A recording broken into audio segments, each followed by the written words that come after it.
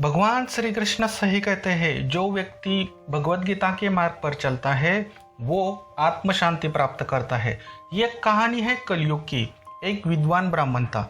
एक दिन वो नगर के राजा के पास गए और उनसे कहा, हे राजन, हमने बहुत सालों से भगवत गीता का अध्ययन किया है। जो ज्ञान हमने प्राप्त किया है मैं आपको देना चाहता हूँ। बदले में आप हमें थोड़ा सा धन दें और राज दरबार में राजगुरु का पद दें। राजा विद्वान ब्राह्मण से अधिक आध्यात्मिक था। उसके मन में विचार आया, जिस मनुष्य ने भगवत गीता का अध्ययन किया है वह और भी अधिक आत्मचिंतन करेगा, ना कि राजाओं की दरबार की प्रतिष्ठा और धन के पीछे भागेगा। ऐसे विचार करके राजा ने ब्राह्मण से कहा, हे विद्वान ब्राह्मण, हमें लगता है कि आपने ध्यानपूर्वक गीता का अध्ययन नहीं किया है।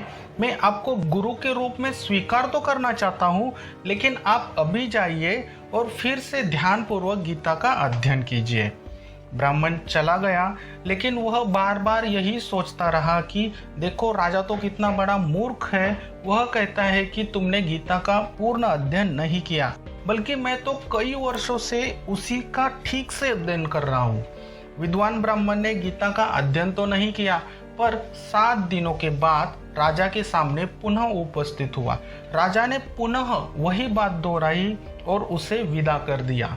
ब्राह्मण को राजा के व्यवहार से दुख तो बहुत हुआ, लेकिन उसके मन में विचार आया कि राजा के इस प्रकार कहने का कुछ न कुछ तथ्य अवश्य होगा।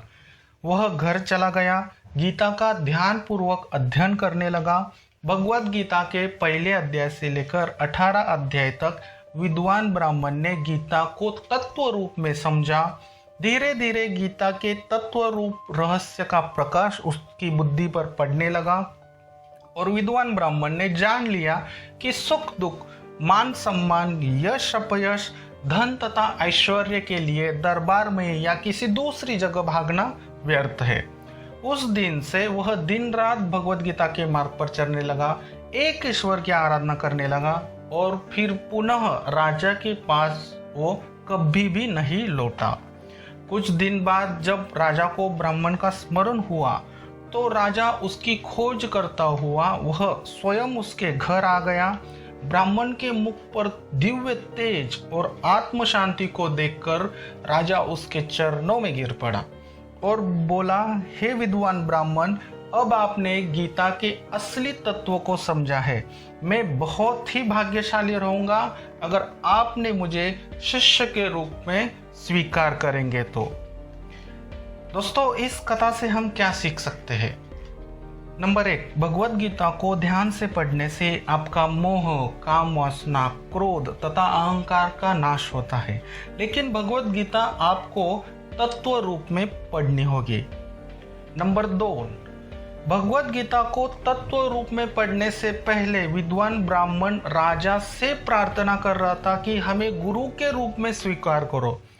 लेकिन गीता को तत्व रूप में पढ़ने के बाद राजा खुद विद्वान ब्राह्मण से प्रार्थना कर रहा है कि क्या आप मुझे शिष्य के रूप में स्वीकार करेंगे तो मैं बहुत ही भाग्यशाली रहूंगा। देखिए दोस्तों, ब्राह्मण का राजा के पास जाना और राजा का ब्राह्मण के पास आना, इसमें जमीन आसमान का फर्क है। और ये जो भेद आपको कोई समझा सकता है वो मात्र भगवत गीता ही है। देखिए, समझने वाले को इशारा ही काफ़ी है। तीसरी बात हम यहाँ सीख सकते हैं कि कभी कभी हमें लगता है कि हमने जो काम किया है वो 100% पूर्ण हुआ है, लेकिन दूसरों की नज़र में वो 50% भी नहीं होता। जैसे कि विद्वान ब्राह्मण को लगता था कि उसने भगवत गीता को पूर्ण अध्ययन से समझा है, तत्व रूप से समझा है, इसलिए वो राजा के पास गया था, लेकिन राजा के नज़र में वो 50% भी नहीं था। नंबर 4, ये बहुत ही महत्वपूर्ण है सीख, हमारी गलती हमारी आंखें कभी नहीं देखती। ऐसी अवस्था में अगर आपको कोई गलती दिखाता है तो उनसे लड़ने के बजाय उस काम में सुधारने का प्रयास करो। जैसे ब्राह्मण ने क्या किया, दूसरी बार राजा के दरबार में गया, राजा ने पुनः वही बोला कि आप फिर से ध्यानपूर्वक अभ्यास कीजिए, अध्ययन कीजिए। तो ब्राह्मण ने उसे एक्सेप्ट किया, फिर वो घर गया और फिर से वो अध्ययन करने लगा और उसने अपने जीवन में उन्नति की भगवत गीता के अध्ययन से। देखिए दोस्तों, इस कहानी से सीखने जैसे बहुत कुछ है। इस कहानी से आपने क्या सीखा, कमेंट्स बॉक्स में कमेंट्स ज़रूर करना। फिर मिलते हैं एक अगली कहानी में।